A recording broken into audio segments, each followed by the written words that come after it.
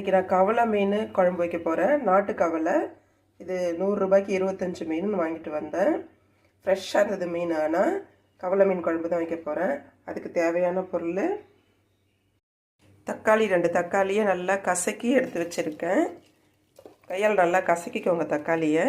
அதுக்கப்புறமா கொஞ்சமாக வெங்காயத்தை நறுக்கி அதையும் அது கூட சேர்த்து நல்லா கசக்கி பிழிஞ்சு எடுத்துக்கோங்க.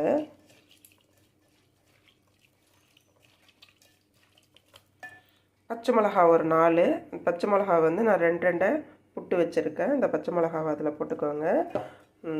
உப்பு தேவையான அளவு, நம்ம குழம்புக்கு எவ்வளோ தேவையோ அந்த அளவுக்கு உப்பு. தூள் வந்து ஒரு 5 ஸ்பூன் தூள் அளந்து வச்சுருக்கிறேன். அந்த தூளையும் அதை கூட போட்டுக்கோங்க. குழம்பு கூட்டி வச்சுட்டேன். பச்சை மிளகா, வெங்காயம், தக்காளி, தூள், புளி, உப்பு எல்லாமே.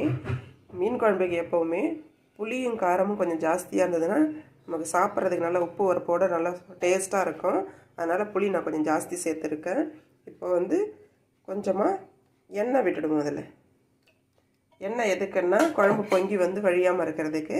அது குழம்பு கொதிச்சுட்டே இருக்கிறதுக்குள்ள நம்ம போய் மீன் ஆஞ்சி எடுத்துகிட்டு வந்துடலாம்.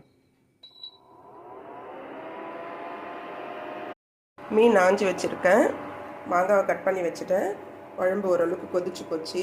இந்த ஸ்டேஜில் வந்து நம்ம மீனையும் மாங்காவையும் போட்டுடலாம்.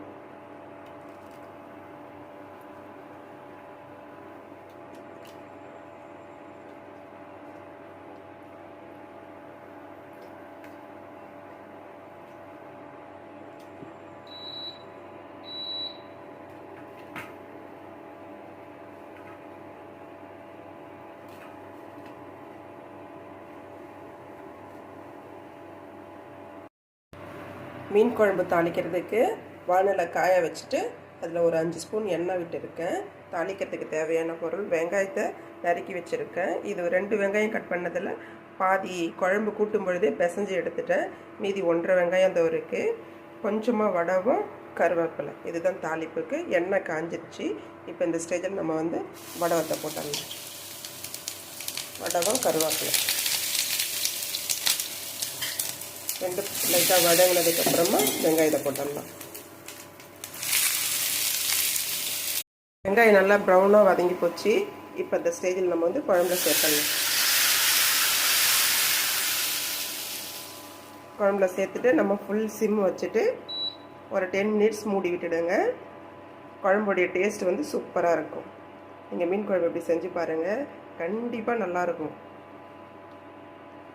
என்னுடைய சேனல் பார்க்குறதுக்கு தேங்க்ஸ். லைக் பண்ணுங்கள், சப்ஸ்கிரைப் பண்ணுங்கள். தேங்க்யூ.